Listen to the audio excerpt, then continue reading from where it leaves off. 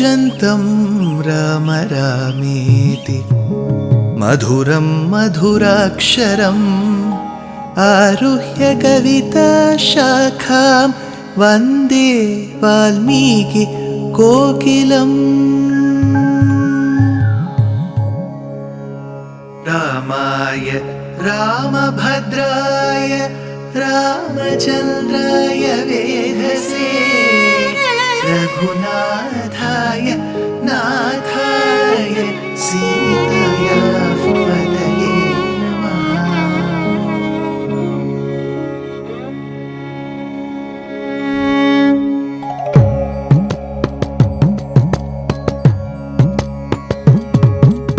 जयत्याश्रितसन्त्रास ध्वान्तविध्वंसनोदयः प्रभावान् सीतया देव्या परमव्योमभास्करः परमव्योमभास्करः।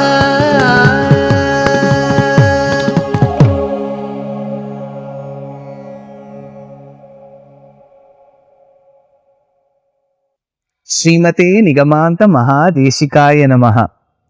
Soorpanakhā, a very colorful personality who evokes sympathy, karuna rasam in some, disgust, vibhatsa in some, krodham, anger in some, hasyam, happiness in some, is a melange of emotions. While she proposes to Rama and Rama rejects it based on being monogamous in this avataram, and then tells her to approach his brother Lakshmana, and when rejected even by Lakshmana, she vows, she pledges to kill Sita and eat her flesh. Rama advises Lakshmana to stop her and teach her a lesson. Imam virupamatim Atimattam mahodarim rakshasim purusha vyagra virupaitumarhasi. Teach her a lesson.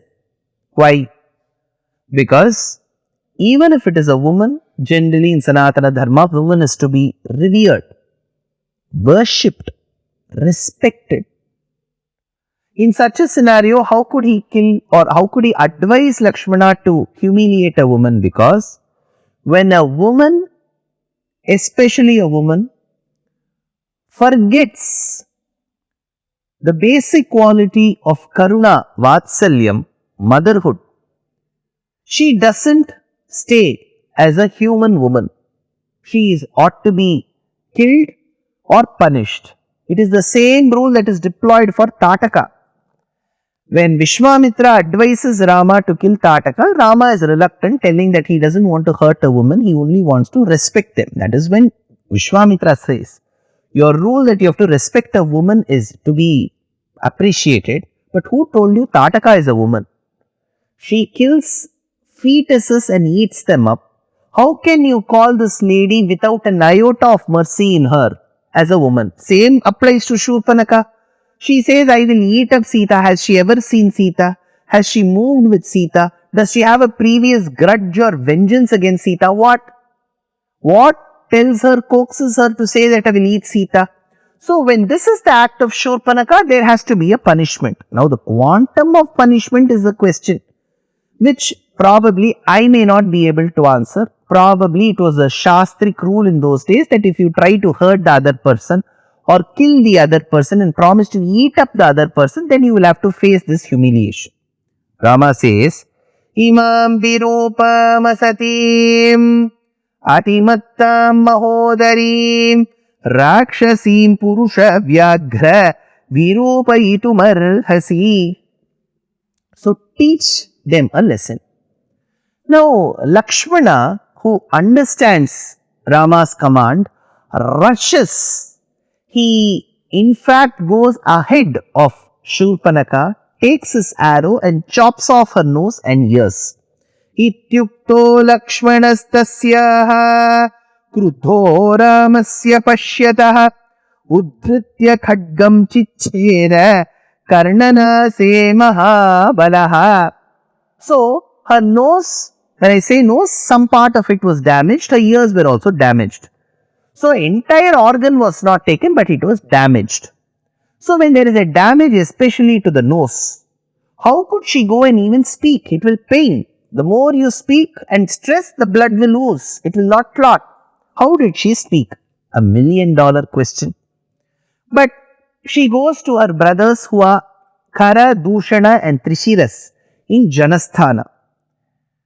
And she speaks in detail about the valor of Rama and Lakshmana. She knows how to instigate her half-brothers. If she tells that I had to propose to him, he rejected, they will ask, why did you go and propose? So she in turn said, I saw these men of great valor. I have never seen any man fight so fiercely. And then she also adds to that little beauty related attributes of Rama and Lakshmana. The shloka goes like this. Tarunau, both of them are very young. Rupa Sampannau, they have such captivating appearances, forms. Tarunau, Rupa Sampannau, it is all Dvivachanam, dual. Sukumarau, very young. Mahabalau, very powerful. Pundarika Vishalakshau, their eyes look like the petals of a newly blossomed lotus. Pundarika Vishalakshau, Chira Krishna Jinambarau, they are sporting Valkalam, the forest dress, and Krishna Jinambarau, they are also sporting the deer's hide, skin. That was very common for the rishis to do. She describes. So she describes about the beauty of Rama and Lakshmana and majorly about their valor. I told you earlier, this is the shloka of Valmiki. Valmiki has to convey the fact, the incident. But if you chop somebody's nose, how could speaking be so easy? Because when we speak any language, especially in Indian language, we may utter many words, many letters that uses the nose. There is a nasal twang to it. Twang. Can you see? I am using that sound from my nose. Language. It comes from here. Every Indian language, English is a language of 26 letters. Imagine 200 plus letters in our Indian languages. Plentitude of words that use the nose. But our nose are chopped off. So, in the 16th century, the great poet called Narayana Bhattathiri gave a very short poem. It was called Soorpanakhā Pralāpam. So Soorpanakhā goes and laments to her brothers. Soorpanakhā Pralāpam. He also calls it Nira Anunasika Grantham, Bandham or Grantham. Anunasikam, Niranunasikam. It doesn't, this entire poem doesn't use letters or words that are deployed through the nose. Because her nose is damaged, she is avoiding those letters. Now I will read out one shlokam just to give you a sample how this shlokam looks. Dvau gotre sapta saptirapi cha dasharathat khyada vritrari sakhya jato smita prabhavadascha kushika suta dapti divyastra jalo apyadau tataka sukrita valamashagaat gatra sakhyadulabhyair astrairvadagate kratu vihitamidastadohi balye pililaha. If you have seen how I have recited this shloka, not one letter I used my nose. So this entire Prabandham by Narayana Bhattathiri in Sanskrit that talks about the soliloquy, the lamentation of Soorpanakhā to her brothers does not deploy even a single letter that uses the nose. So our poets have thought and refashioned Ramayana in multiple ways that actually amaze us today. Now, she says, Tarunau Rupa Sampannau Sukumarau Mahabalau Pundarika Vishalakshau Chira Krishna Jinambarau. Then she says, she shouts, she says, Tasyascha Anuja Vrityayastoscha Hayatoraham Saphenam Patumichami Rudhiram Ranamurdhani. I want to see the blood of those two brothers gushing out. inclusive of that woman, that wretched woman, has been the cause of my agony, my dear brothers Khara, Dushana and Trishiras.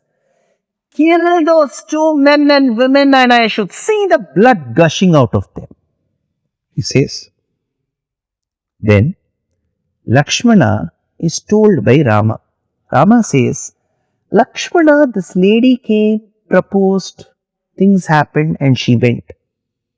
In my understanding of human behavior, she doesn't seem like a lady who will leave it like this. She is an injured demoness. She will assuredly take revenge for what has happened now. You should always stand by Sita. Do not leave her. This command comes so early.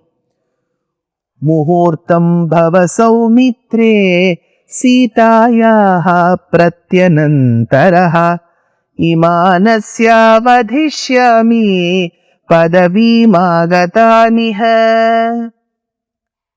The moment he says this and Lakshmana accepts it, then come a set of 14 demons. First 14 people came. The moment those 14 people come, Rama asks, why have you come? You are not involved in what happened here. Why do you want to waste your energy fighting? What is that which you will gain by fighting we the hermits who are completely dependent on the fruits and tubers that we get here? Phalamula shanau dantau tapasau brahmacharinau vasantau dandakaranye kimartham upahimsatha. In this Dandakaranya, what is that you are going to gain by fighting us or killing us? Now, the Rakshasas look at Rama and say, you should not be asking questions to us. And look at him. The Rakshasas are talking amongst themselves. What arrogance this man has got to stand single-handedly with one bow. Kahite shakti rekasya bahunam ranamurdhani asmakam agratasthatum kim punaryoktum dhruta mahave. Then Soorpanakhā, she says, 14 brothers, 14 Rakshasas, go and fight. Go and fight. This man will keep talking, go and fight. Asahaya Shura Anapaya Sahasa. Rama manages to kill all 14 of them. Soorpanakhā now goes back to Janasthana. She has been watching all of this. She goes back to Janasthana. She tells, my dear brother, these two men are no normal men. 14 people you sent, like how a mosquito or a fly is crushed between fingers, these two men have crushed our people. You have to send a larger group, a very stronger group, and need be you, Dushana and Trishiras have to go. After she said this, she also said, you have to go and kill those two men. If you are not able to, don't come back to Janasthana. You are unfit to stay in Janasthana, don't come here.